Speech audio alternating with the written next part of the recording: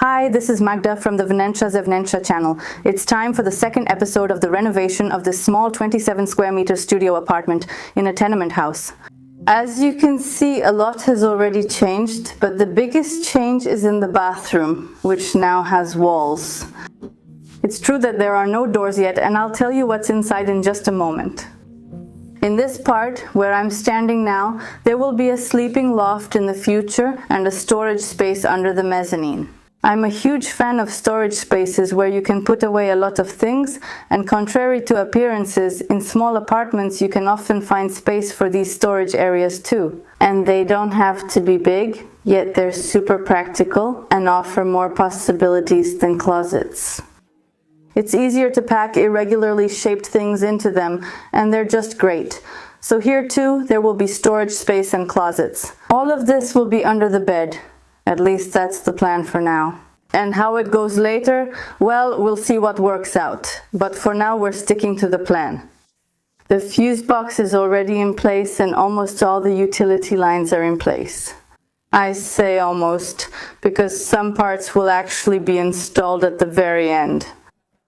When we have the brick fully cleaned and protected, then on that wall with the exposed brick, the cables will run on the surface, so it wouldn't make sense to lay them now. It wouldn't be possible to clean that brick properly, that's why 2 more outlets will be added there later, but the rest is already nicely prepared. The fuses are easily accessible, and it might seem like this is not a very attractive place for them, but remember, there will be a storage room here. And here on this wall there will be drywall, so it's possible that this box won't be as visible as it seems now, and at the same time it will still be easily accessible. And that's crucial, because if the power goes out, you need to be able to check it easily even in the dark, to see if it's just a matter of the fuse. And as I mentioned, here by the bed, drywall will be put on these walls. That's why these walls have been cleaned. Just roughly, let's say, not super precisely, without worrying about the grout or anything very detailed like that. Just cleaned off, the layer of that crumbling plaster. Even so, if I ran my hand over it, it would still crumble, so priming was crucial, and now I'm running my hand over it. And nothing even stays on my fingers, so that's great. And honestly, those different brick sealers don't give as good an effect as just using primer. So here we already have the walls primed, prepared for attaching the drywall panels, but they haven't been attached yet. Because there's a hot water pipe running at the top and the plumbing isn't finished yet, even though it was supposed to be. So there's chaos happening here, but I'll tell you more about it in the bathroom. The bathroom is theoretically also ready for closing up the walls. The bricks have been primed and the waterproofing membrane has been applied. There are even holes already made here for the outlets that will be in these walls, and all that's left is to install the drywall panels everywhere. The thing is, we have doubts about the instructions. The issue with the instructions. Where did these doubts come from? It's a very long story, because the contractor who did the installation made a very good impression at first. And even when it turned out there was a bigger problem and the work would take longer, he was still okay. He made sure not to leave us with it, but to finish the job completely. We were also open to the fact that it would involve higher costs. Great cooperation at the beginning. And then suddenly he started disappearing, and I can still understand that maybe things can get delayed because our project got delayed and he might have other jobs, so let's just talk about it. The problem was that he would say, for example, that he would come on a certain day and then he wouldn't show up at the time he set himself. Then he would say he would finish on a certain day and he wouldn't show up at all. Or he would show up, but instead of working on the plumbing, he would suddenly start building something else. He put up walls on one side using our drywall panels, even though we said we would do it ourselves. So it's a situation where you have no idea what to expect from the other person, and it just creates terrible stress. But when things drag on and the contractor doesn't work when you agree, but at some other time, that still wouldn't be such a big problem. The problem is that many things were not done the way they should have been, and then they just had to be fixed afterward. Fixed. That still wouldn't seem so bad because it's only the contractor who loses time on extra work. But not entirely, because sometimes we also have to pay extra for materials and wait longer because of it. Things that could already be done aren't finished, because things that should have been done right the first time are being fixed. You know, it's just pointless work that doesn't do anyone any good, because the contractor's hourly rate goes down, the client's frustration goes up, it's all downsides. Very, very bad. So if so many things needed fixing, the contractor was unreliable, and well, there were a lot of different problems here, and I won't go into all the details about each one. However, at this point we detected a leak, poor and various.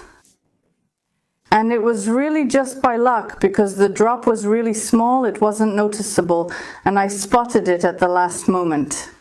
And thank goodness, because if we had closed up those walls and it turned out there was a water leak inside, then we would have found out only after a lot of things were already wet.